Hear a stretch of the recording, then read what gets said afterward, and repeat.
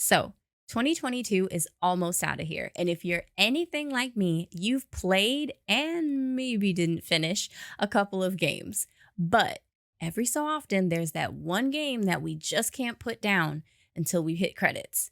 So today, I'm going to share my top 3 games of 2022 with you and tell you why I think they're worth playing.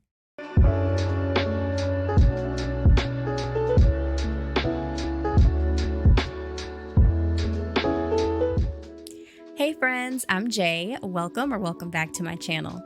In today's video, we're exploring my top 3 games of 2022 and why I think they're all must-play games.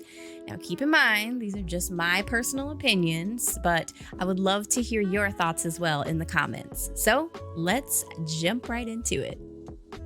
All right, coming in at number 3, we have Rune Factory 5. There was a lot of noise about this one when it was getting ready to come out, and I jumped on the bandwagon having never played a single Rune Factory game at all. But let me tell you, as soon as I started playing, I instantly became obsessed. So Rune Factory 5 is a pretty interesting game because it's a cross between like an action RPG, a farming sim, and a dungeon crawler. I ended up getting this game when it first released on Switch and then went on to get a physical version as well. But I have to say the Switch version is kind of buggy, but I was able to look past it because I got so wrapped up in its really great storyline. You start out Rune Factory 5 as a nameless protagonist who is blown into the small town of Rigbarth and quickly ends up joining the ranks of Seed, which is an elite military unit that's supposed to keep peace within the region. You don't really have long to catch your bearings as trouble is already brewing in this town because people are disappearing, so you quickly set out on an adventure to figure out what's the source of all the trouble. So let's talk about why I think Rune Factory 5 is a must-play. The first reason has got to be the story. It's so interesting and in-depth and engaging. It's the thing that hooked me in despite some of the other issues I had with the game. The second reason that I'd say it's a must-play are the characters. They are so individual and like their personalities just shine through because they're written so well. There's also a dating aspect as well. So you can have relationships with the characters, get married, have babies, like it's a whole thing. I love the characters so very much. And the third reason why I would say this is a must play is because of the unique gameplay mechanics. Like I mentioned, this is a action RPG meets farming sim meets dungeon crawler, and I've never really played anything like it before.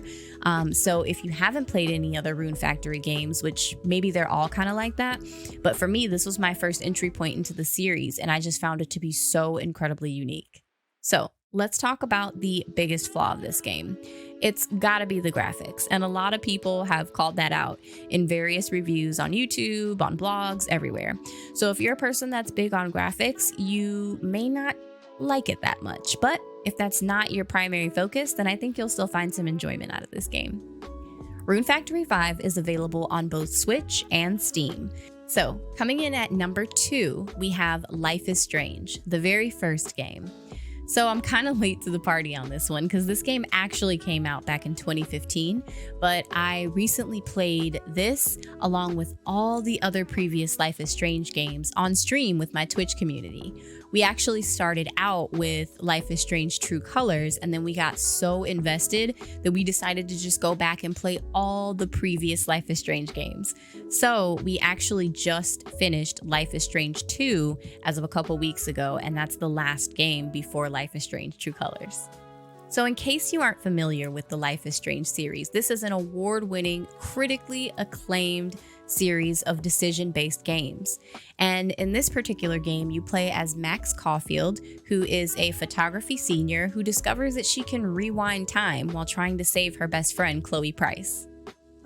Max and Chloe find themselves investigating the mysterious disappearance of a fellow student named Rachel Amber, and in the process uncover a very dark side to their small town of Arcadia Bay. And as they're going through all of this, Max also finds out that sometimes rewinding the past can lead to some incredibly devastating results in the future. Let's talk about why Life is Strange is a must-play game. The very first reason is the story. Let me just tell you, you're gonna cry, okay? You're gonna cry, and then you're gonna cry some more, and you're gonna cry again. So just have tissue. It's a very, very good story, but you will cry. The next reason why this game is a must play is the characters. They are so very easy to get attached to, so very well written, dynamic, and rich. It's almost like you know them, and you're gonna cry. So yeah. And then third reason why this game is a must play is definitely unique gameplay. Because you have that rewind mechanic, it just makes it so much more fun to play, especially with these decision-based games where it can feel a little anxiety inducing. Having that ability to rewind time and, take back some decisions you've made and try other ones is pretty comforting. Now, let's talk about the biggest flaw for Life is Strange. To be very honest, it's rare, but I don't actually think I have one. But what I can say is that this game can most certainly be an emotional trigger. So depending on what your individual triggers are, you might want to do a little bit of research into some of the themes that come up within the game, as it can definitely get very heavy at times. So that's the one thing I would say to watch out for. Life is Strange 1 is available on Nintendo Switch, Steam, and PlayStation. And depending on which platform you get it on, you are actually able to get episode 1 for free. That gives you a great way to try out the game and see if it's for you. And finally, my number one game of 2022 is Beacon Pines. I have been on about this game to anybody who will listen because I just absolutely adore it. I played this game for the first time on Xbox Game Pass just on a whim because I saw it there and I'd kind of heard about it. I had no expectations, and lo and behold, this game stole all of my free time. Beacon Pines is really unique because it's like a visual novel meets exploration with a dash of choose your own adventure, all within a storybook setting. In it, you play as Luca, who is a super cute deer, who's troubled by the death of his father and the sudden disappearance of his mother. Luca lives with his grandmother, and he and his best friend Rolo set out to go and explore the woods seeking summer adventure, but instead they ended up discovering a very dark secret in this adorable town. Now, let's get into why Beacon Pines is a must-play game. The first reason is definitely the storyline. It is absolutely phenomenal. The second reason is the art style. It's such a cute and cozy storybook vibe. I just adore it. It's such a gorgeous game. And the third reason is definitely the unique gameplay. Because you have that choose your own adventure kind of vibe going on, it's really cool to make different choices and kind of see all the different ways that the game can play out. It's so much fun. Now, let's talk about the biggest flaw for this game. It is kind of hard to find one, so I'm really reaching here, but I have to say the one thing that's kind of a flaw here is it can be kind of annoying to progress down a storyline, like a path that you've chosen, and get so far only to realize that that wasn't the actual choice you needed to make in order to progress the story forward.